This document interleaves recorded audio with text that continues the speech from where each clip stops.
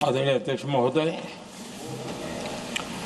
मैं इस सम्मानित सदन में पश्चिम एशिया में चल रहे संघर्ष और इसकी वजह से भारत के सामने आई चुनौतियों पर बात रखने के लिए उपस्थित हुआ हूं।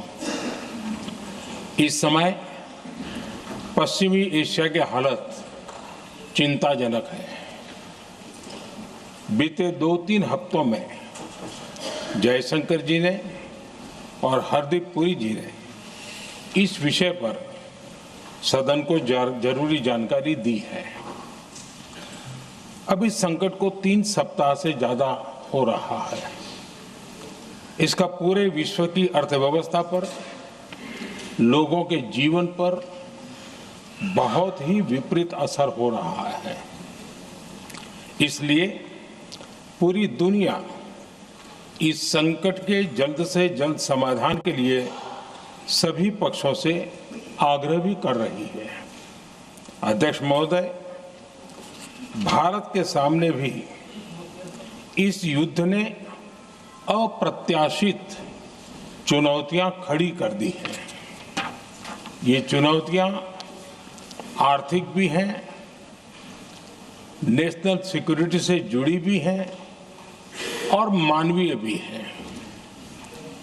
युद्धरत और युद्ध से प्रभावित देशों के साथ भारत के व्यापक व्यापारिक रिश्ते हैं। जिस क्षेत्र में युद्ध हो रहा है वो दुनिया के दूसरे देशों के साथ हमारे व्यापार का भी एक महत्वपूर्ण रास्ता है। विशेष रूप से कच्चे तेल और गैस की हमारी जरूरतों का एक बड़ा हिस्सा यही क्षेत्र पूरा करता है। हमारे लिए ये रीजन एक और कारण से भी अहम है। लगभग 1 करोड़ भारतीय खाड़ी देशों में रहते हैं और वहां काम करते हैं। वहां समंदर में जो कमर्शियल शिप चलते हैं उनमें भारतीय क्रू मेंबर्स की संख्या भी बहुत अधिक है। ऐसे अलग अलग कारणों के चलते भारत की चिंताएं स्वाभाविक रूप से अधिक है। इसलिए ये आवश्यक है कि भारत की संसद से इस संकट को लेकर एक मत और एकजुट आवाज दुनिया में जाए।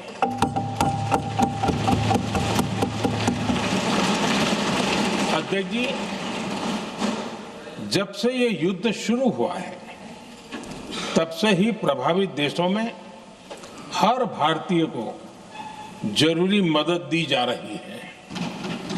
मैंने खुद पश्चिम एशिया के ज्यादातर देशों के राष्ट्राध्यक्षों के साथ 2 राउंड फोन पर बात की है।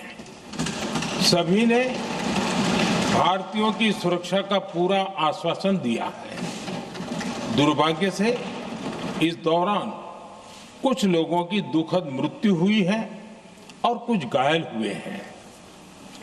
ऐसे मुश्किल हालात में परिवारजनों को आवश्यक मदद दी जा रही है। जो घायल है उनका बेहतर इलाज सुनिश्चित कराया जा रहा है। अध्यक्ष जी, प्रभावित देशों में हमारे जितने भी मिशन हैं वो निरंतर भारतीयों की मदद करने में जुटे हैं। वहां काम करने वाले भारतीय हो या फिर जो टूरिस्ट वहां गए हैं, सभी को हर संभव मदद दी जा रही है। हमारे मिशन नियमित रूप से एडवाइजरी जारी कर रहे हैं। यहां भारत में और अन्य प्रभावित देशों में 24/7 कंट्रोल रूम और आपातकालीन हेल्पलाइन स्थापित की गई है। इनके माध्यम से सभी प्रभावितों को त्वरित जानकारी दी जा रही है।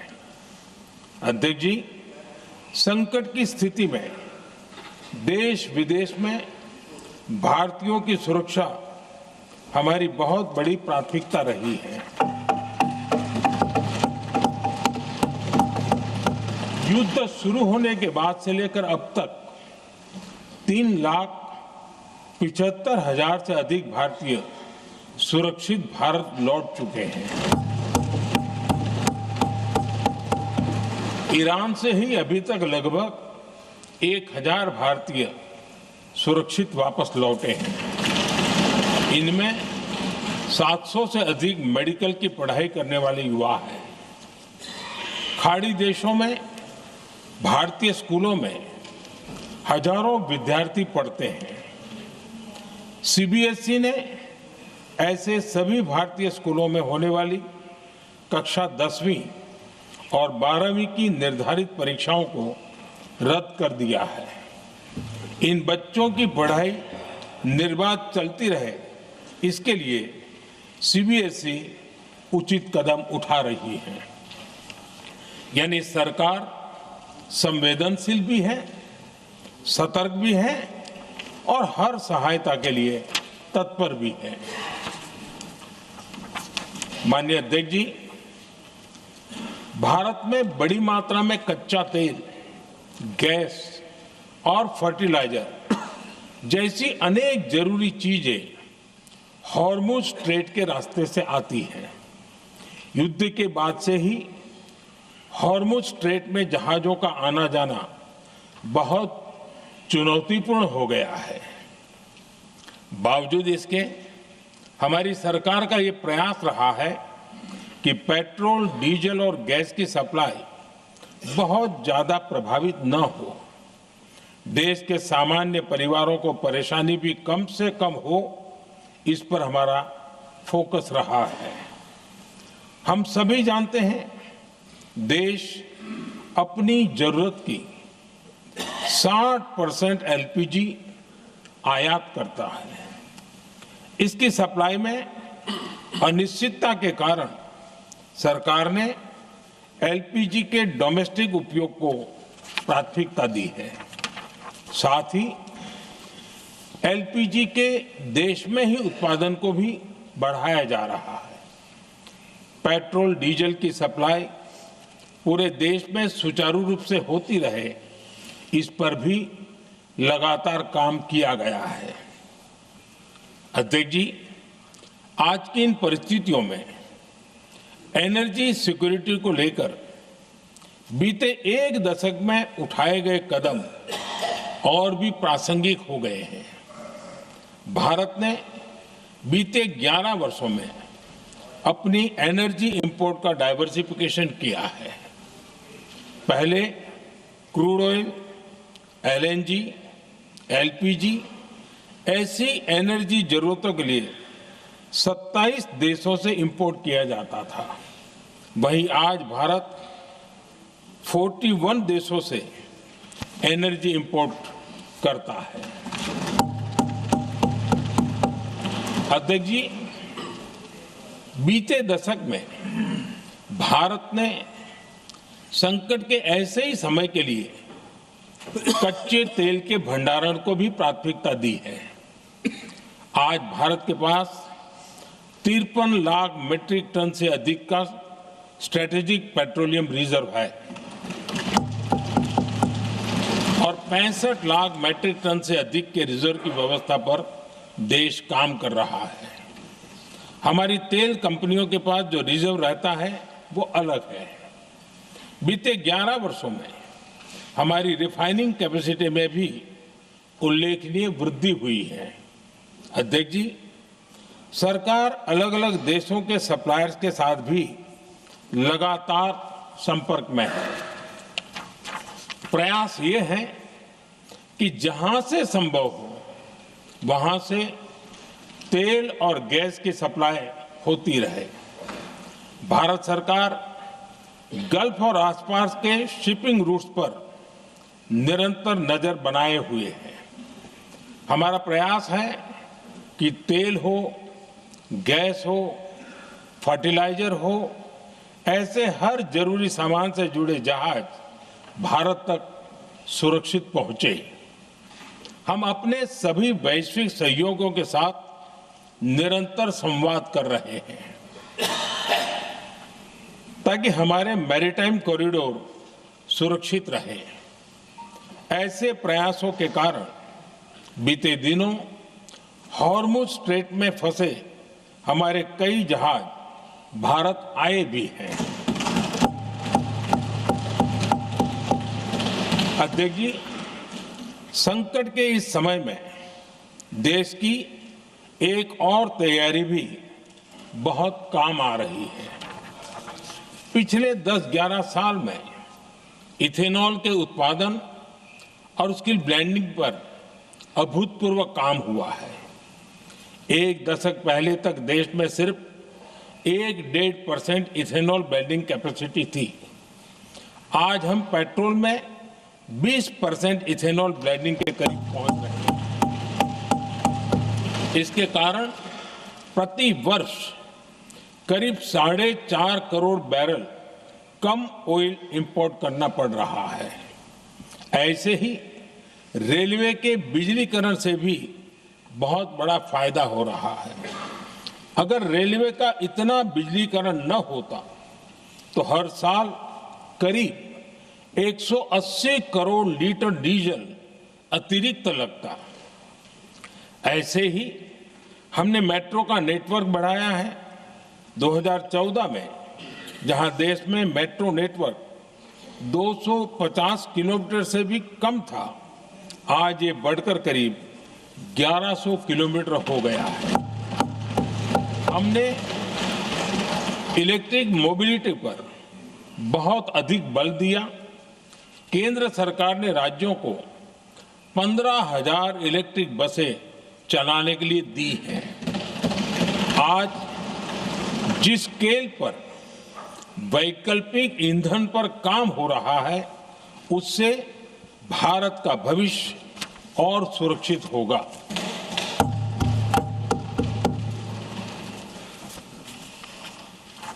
आदरणीय अध्यक्ष जी, हम जानते हैं कि एनर्जी आज इकोनॉमी की रीढ़ है और ग्लोबल एनर्जी नीड्स को पूरा करने वाला एक बड़ा सोर्स वेस्ट एशिया है।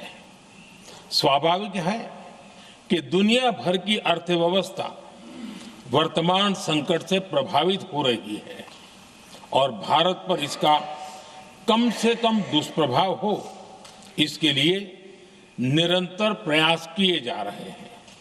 सरकार इसके शॉर्ट टर्म, मीडियम टर्म और लॉन्ग टर्म ऐसे हर असर के लिए एक रणनीति के साथ काम कर रही है।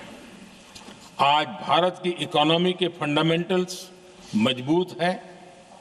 इससे भी देश को बहुत मदद मिली है। हम हर सेक्टर के स्टेक होल्डर्स के साथ चर्चा कर रहे हैं। जहां भी जरूरत है उस सेक्टर को आवश्यक सपोर्ट दिया जा रहा है। भारत सरकार ने एक इंटर मिनिस्ट्रियल ग्रुप भी बनाया है।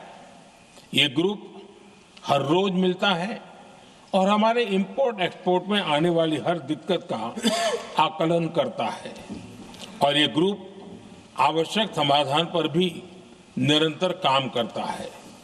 मुझे पूरा भरोसा है कि सरकार और इंडस्ट्री के साझा प्रयासों से हम परिस्थितियों का बेहतर सामना कर पाएंगे। माननीय अध्यक्ष जी, एक बड़ा सवाल ये है कि युद्ध का खेती पर क्या प्रभाव होगा। देश के किसानों ने हमारे अन्न के भंडार भर रखे हैं, इसलिए भारत के पास पर्याप्त खाद्यान्न है। हमारा ये भी प्रयास है कि खरीफ सीजन की ठीक से बुआई हो सके। सरकार ने बीते सालों में आपात स्थिति से निपटने के लिए खाद की पर्याप्त व्यवस्था भी की है। अतीत में भी हमारी सरकार ने दुनिया के संकटों का बोझ किसानों पर नहीं पड़ने दिया था। कोरोना और उस समय के युद्धों के दौरान उस समय भी ग्लोबल सप्लाई चेन में डिस्ट्रप्शन आ गई थी। दुनिया के बाजार में यूरिया की एक बोरी 3,000 रुपये तक पहुंच गई, लेकिन भारत के किसानों को वही बोरी 300 रुपये से भी कम कीमत में उपलब्ध कराई गई। अध्यक्ष जी, देश के किसानों को इस प्रकार के संकटों से बचाने के लिए भी बीते वर्षों में अनेक कदम उठाए गए हैं। पिछले एक दशक में देश में 6 यूरिया प्लांट शुरू किए गए हैं। इससे सालाना 76 लाख मैट्रिक टन से अधिक की यूरिया प्रोडक्शन कैपेसिटी जुड़ी है। इस दौरान डीएपी और एनपीकेएस जैसी खाद का घरेलू उत्पादन भी करीब 50 लाख मैट्रिक टन बढ़ाया गया है। इतना ही नहीं, तेल और गैस की तरह खाद के आयात को भी डाइवर्सिफाई किया गया है। ऐसे ही डीएपी और एनपीके के आयात के लिए भी हमने अपने विकल्पों को विस्तार किया है। अध्यक्ष जी, सरकार ने देश के किसानों को made in India nano urea का विकल्प भी दिया है। सरकार किसानों को प्राकृतिक खेती के लिए भी प्रोत्साहित कर रही है। पीएम कुसुम योजना के तहत किसानों को 22 लाख से ज्यादा सोलर पंप दिए गए हैं। इससे भी डीजल पर उनकी निर्भरता कम हुई है। मैं सदन के माध्यम से देश के किसानों को विश्वास दिलाता हूं कि सरकार किसानों की हर संभव मदद करती रहेगी। आदरणीय अध्यक्ष जी, युद्ध का एक बहुत बड़ा चैलेंज ये भी है कि भारत में गर्मी का मौसम शुरू हो रहा है। आने वाले समय में बढ़ती गर्मी के साथ बिजली की डिमांड बढ़ती जाएगी।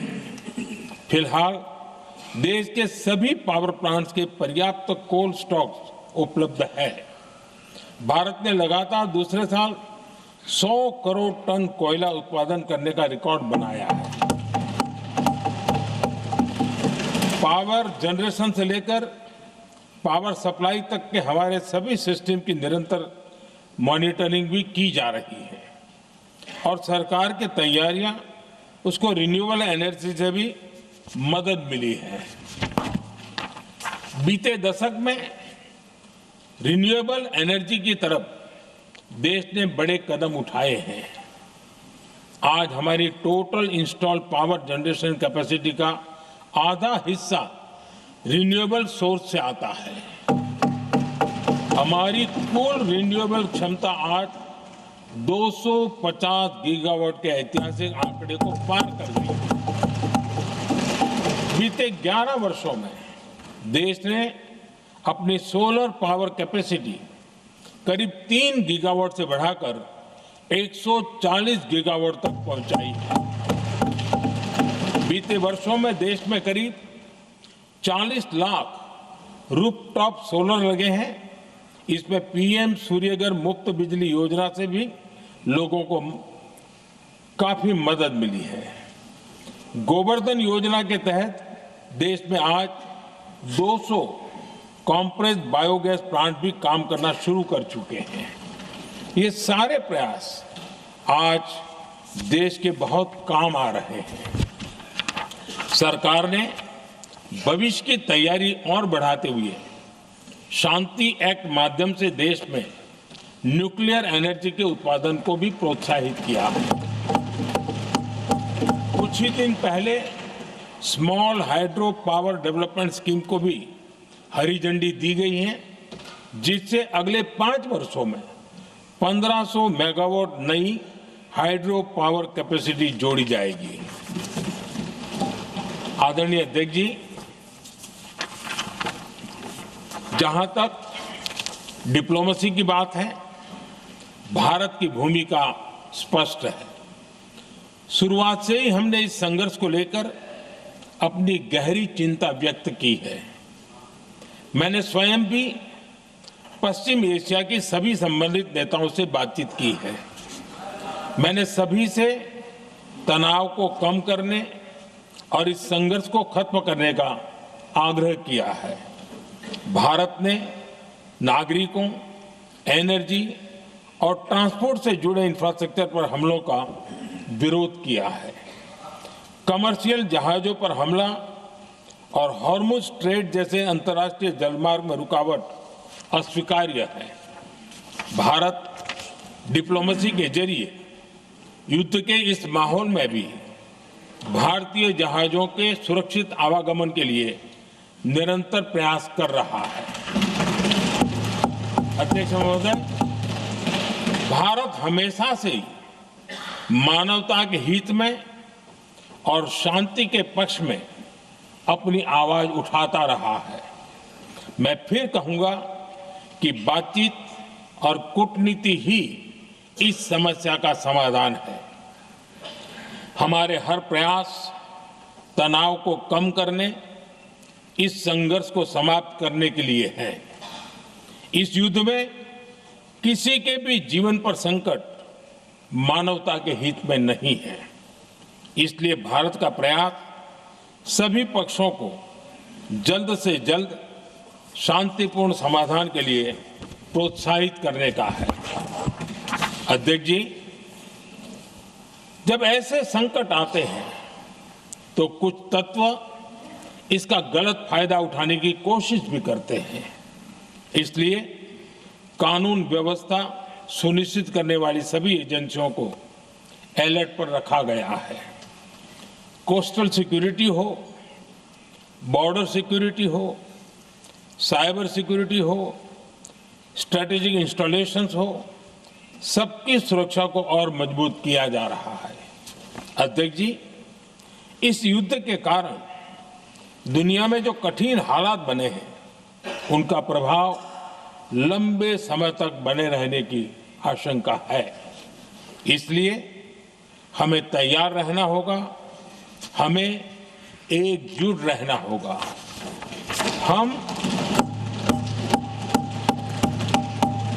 हम कोरोना के समय भी एकजुटता से ऐसी चुनौतियों का सामना कर चुके हैं। अब हमें फिर से उसी तरह तैयार रहने की आवश्यकता है। धीरज के साथ, संयम के साथ, शांत मन से हमें हर चुनौती का मुकाबला करना है और यही हमारी पहचान है, यही हमारी ताकत है। और हाँ, हमें बहुत सावधान और सतर्क भी रहना है। हालात का फायदा उठाने वाले झूठ फैलाने का प्रयास करेंगे, ऐसे लोगों की कोशिशों को सफल नहीं होने देना है। मैं देश की सभी राज्य सरकारों से भी इस सदन के माध्यम से आग्रह करूंगा, ऐसे समय में कालाबाजारी करने वाले, जमाखोरी करने वाले एक्टिव हो जाते हैं। इसके लिए कड़ी मॉनिटरिंग जरूरी है। जहां से भी ऐसी शिकायतें आती हैं, वहां त्वरित कार्रवाई होनी चाहिए। देश की हर सरकार और देश का हर नागरिक जब मिलकर चलेंगे तो हम हर चुनौती को चुनौती दे सकते हैं। इसी आग्रह के साथ मैं अपना वक्तव्य समाप्त करता हूं। बहुत बहुत धन्यवाद। माननीय सदस्यगण, जिन्हें आज अपना नियम 377 के अधीन मामले उठाने हैं, वे व्यक्तिगत रूप से सभा पटल पर अपना प्रस्तुत पटल पर रख सकते हैं। आइटम नंबर 15, वित्त विधेयक 2026। माननीय वित्त मंत्री जी। Sir, I rise to move for leave that the bill to give effect to the जब financial... से ये युद्ध शुरू हुआ है, तब से ही प्रभावित देशों में हर भारतीय को जरूरी मदद दी जा रही है। मैंने खुद पश्चिम एशिया के ज्यादातर देशों के राष्ट्राध्यक्षों के साथ 2 राउंड फोन पर बात की है। सभी ने भारतीयों की सुरक्षा का पूरा आश्वासन दिया है। दुर्भाग्य से इस दौरान कुछ लोगों की दुखद मृत्यु हुई है और कुछ घायल हुए हैं। ऐसे मुश्किल हालात में परिवारजनों को आवश्यक मदद दी जा रही है। जो घायल है उनका बेहतर इलाज सुनिश्चित कराया जा रहा है। अध्यक्ष जी, प्रभावित देशों में हमारे जितने भी मिशन हैं वो निरंतर भारतीयों की मदद करने में जुटे हैं। वहाँ काम करने वाले भारतीय हो या फिर जो टूरिस्ट वहाँ गए हैं, सभी को हर संभव मदद दी जा रही है।